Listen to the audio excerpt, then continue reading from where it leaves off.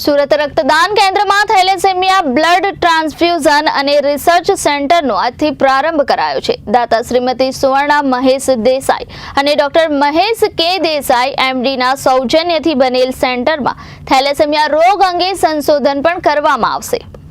સુરત રક્તદાન કેન્દ્ર અને રિસર્ચ સેન્ટર છેલ્લા 48 વર્ષોથી સુરત અને દક્ષિણ ગુજરાતની આમ જનતાની સેવામાં ઉચ્ચ ગુણવત્તાવાળું નેટ ટેસ્ટેડ લોહી અને તેના વિવિધ ઘટકો પૂરા પાડી માનવ જીવન બચાવવાનું ઉમદા કાર્ય કરી રહ્યું છે, જેમાં થેલેસેમિયા, સિકલ સેલ એનિમિયા, હિમોફિલિયાના દર્દીઓ તેમજ સિવિલ અને સુરત મહાનગરપાલિકા સંચાલિત સ્મીમેર હોસ્પિટલના જરૂરિયાતમંદ દર્દીઓને પ્રતિવર્ષ સરેરાશ 9,000 જેટલા રક્ત યુનિટો વિના મૂલ્યે આપવામાં આવે છે। લોહીના ટેસ્ટિંગ, પ્રોસેસિંગ વગેરે પાછળ થતા રૂપિયા 1 કરોડથી વધુનો ખર્ચ સુરત રક્તદાન કેન્દ્ર અને રિસર્ચ સેન્ટર દ્વારા કરવામાં આવે છે।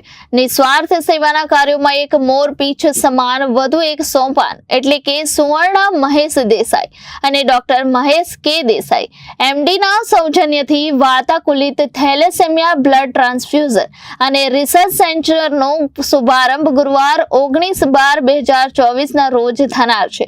સાથે સાથે થેલેસેમિયાના રોગને જડમૂળથી નાબૂદ કરવા માટે કેન્દ્ર દ્વારા સંશોધન અને રિસર્ચ પ્રવૃત્તિઓ પણ થનાર છે। સુરત રક્તદાન કેન્દ્ર અને રિસર્ચ સેન્ટર થેલેસેમિયાગ્રસ્ત દર્દીઓને આ અદ્યતન સેન્ટરનો લાભ લેવા વિનંતી કરે છે। અચ્છા, હું ડૉક્ટર પ્રદીપ દેસાઈ સુરત શહેરમાં પેથોલોજીસ્ટ તરીકે પ્રેક્ટિસ કરતો હતો, પણ હવે રિટાયર થઈ ગયો છું મારી ઉંમર થવાને કારણે।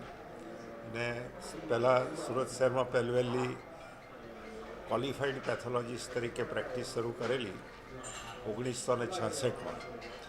ત્યાર પછી છેલ્લા 5 વર્ષથી હું રિટાયર થયેલો છું, પણ તેમ છતાં રક્તદાન કેન્દ્ર મેં સ્થાપનામાં મારો ઘણો મોટો ફાળો હતો, એટલે હજુ રક્તદાન કેન્દ્ર જોડે મારી જે કંઈ કનેક્શન છે એ હજુ ચાલુ છે અને એટલા ખાતર છે તેની પ્રગતિ જે થાય એમાં હંમેશા મને ખૂબ જ અભિમાન અને ખૂબ જ આનંદ આવે છે।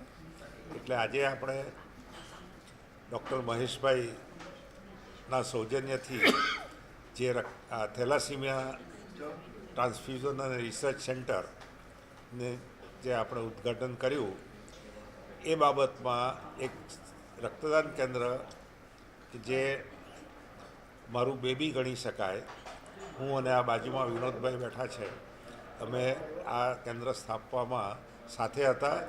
એટલે આજે અમને બંનેને આ બાબતનો ખૂબ જ આનંદ છે અને અભિમાન છે કે શહેરની અંદર, ફક્ત શહેરની અંદર નહીં પણ આખા ગુજરાતની અંદર પહેલવેલું આ પ્રકારનું well equipped and with a proper staff, research staff, clinical staff વગેરે એની સાથે આ એક કેન્દ્ર સુરતમાં સ્થપાયું થેલેસીમિયા માટે, એ માટે એ ઘણો જ આનંદનો અને ગર્વનો વિષય છે રક્તદાન કેન્દ્ર માટે અને મારે માટે। Thank you. મેં મારા સદગત પત્ની શ્રીમતી સુવર્ણા મહેશ દેસાઈ અને મારા નામે અહીંયા આગળ જે નાનો ફાળો આપ્યો છે તે મારા વડીલ, મારા કાયમના રાહબર અને 65 વર્ષથી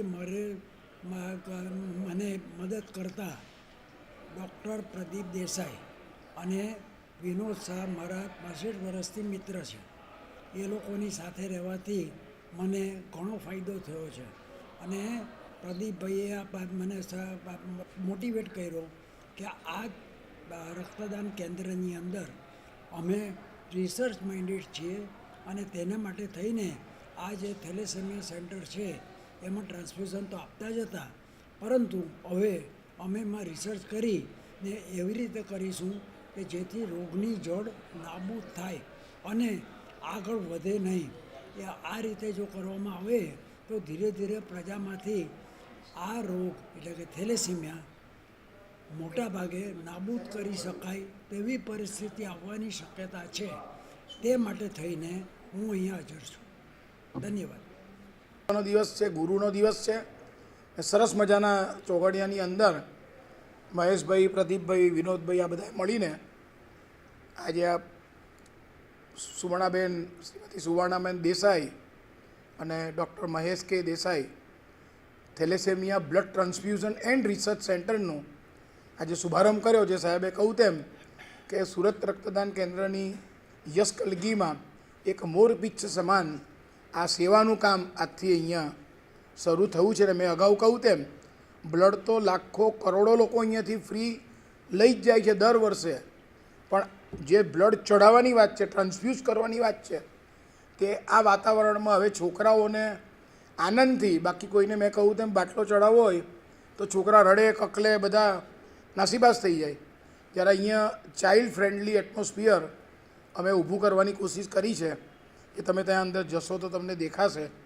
સાથે સાથે ટીવીની વ્યવસ્થા છે, પૂરું એર કન્ડિશન છે, છોકરાઓનો, દર્દીઓનો પૂરા કમ્ફર્ટનો અમે અમારા ટ્રસ્ટીઓ એનું ધ્યાન રાખ્યું છે.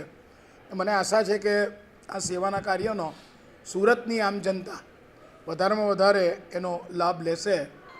ફરીથી સૌ મીડિયા કર્મીઓનો અને આપ સૌનો હું સુરત રક્તદાન કેન્દ્ર રિસર્ચ સેન્ટર વતી હૃદયના ઊંડાણથી આભાર વ્યક્ત કરું છું. सर ने, विनोद सर ने और सर ने बताया कि थैलेसीमिया सिकल सेल के बारे में कि इसमें हमारे पास कोई ऐसी चीज़ नहीं कि उसको बीमारी को ख़त्म कर सकते हैं, इसलिए ब्लड ट्रांसफ्यूजन देना पड़ता है.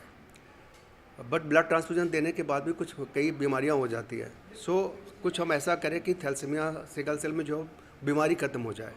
तो आपको पता है सूर्य रक्तदान के अंदर DSIR मतलब गवर्नमेंट ऑफ इंडिया से सर्टिफाइड रिसर्च इंस्टीट्यूट है.